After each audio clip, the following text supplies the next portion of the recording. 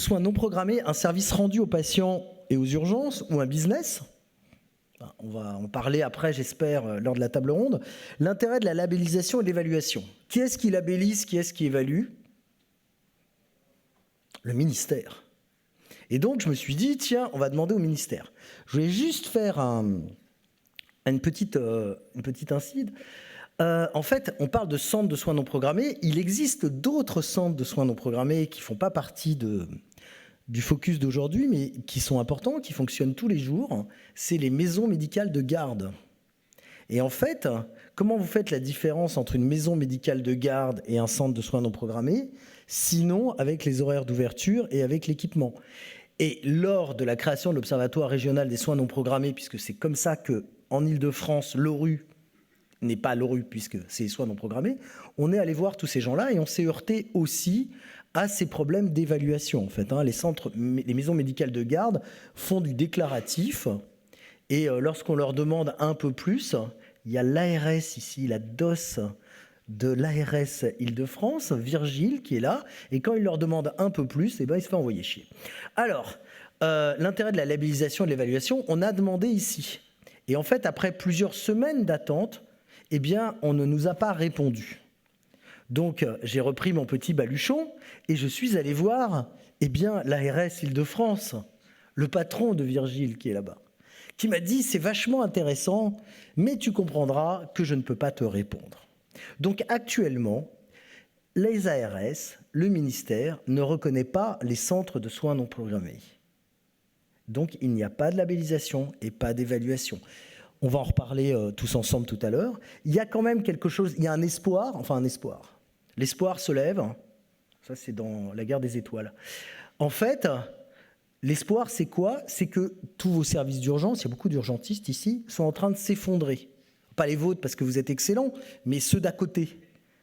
Et donc, dans les plans des ARS, ces services de soins non programmés sont pris en compte.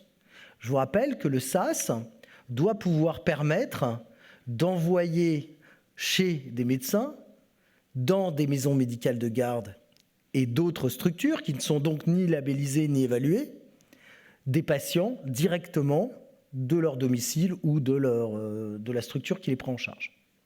Donc on va se rendre compte très rapidement qu'on va labelliser et évaluer ces centres de santé. Les urgences sont-ils des super centres de soins non programmés? La réponse est évidemment oui. Puisque les taux d'hospitalisation dans les urgences du public varient entre 17, 18% et 25% pour ceux qui sont vraiment très très anxieux ou qui n'ont pas de traumato. Et dans les centres, dans les cliniques privées, plutôt autour de 12%. Et je suis très gentil. Et donc, c'est donc que... Et puis, vous l'avez montré sur la diapo, on sait qu'on évalue les CCMU1 et les CCMU2, qui sont... Alors, les CCMU2 pour les bons centres de soins non programmés, les CCMU1 pour les mauvais centres de soins non programmés, mais on est clairement dans la même politique. Et pourquoi c'est important d'en parler tout de suite? Parce que, en fait, il y a eu une...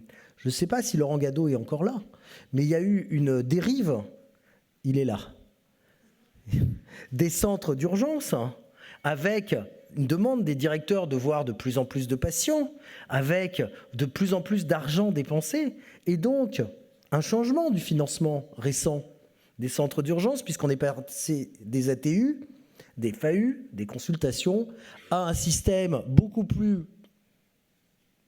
moins rémunérateur au passage, qui sont les systèmes de forfait, avec moins... Non seulement on est moins bien payé par patient, mais nos labos, nos radios sont moins bien payés, pour ceux qui ont un peu creusé la question. Et donc, tout ça va se déplacer vers ces centres de soins non programmés qui ne sont quoi?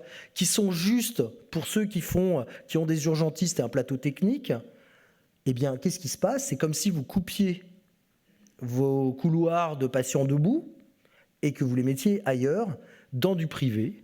Et dans du privé, le risque, c'est quoi? Actuellement, il n'y a pas de labellisation, il n'y a pas d'évaluation, il n'y a pas non plus de forfait, et donc c'est payé à la consultation, mais ces centres-là ont des frais qui sont beaucoup plus importants que les médecins généralistes. Et quand vous écoutez quand même les médecins généralistes parler, eux disent que ça ne couvre pas leurs frais, la consultation à 25 €. Donc ils font des actes, ils font de la radio. Mais on va se retrouver, et c'est la tendance actuelle, on est passé du centre d'urgence qui était dans une clinique et qui se refondait parce qu'il n'était pas SAU, à des énormes centres qui sont en train de se monter, dont certains sont tenus par des entreprises privées qui ne sont pas tenues par des médecins. Et ces centres-là, eh ben, quand vous avez beaucoup de personnel, quand vous avez beaucoup de matériel, il y a un mot qui s'appelle la rentabilisation. Et donc, ces urgences qui étaient des super centres de soins non programmés et qu'on essaye, par les finances, par une pression financière, de leur faire abandonner, de réorienter les patients, eh bien, ces patients-là, ils vont aller où? Ils vont aller vers ces super centres de soins non programmés que nous étions et qui vont se séparer des urgences. Voilà.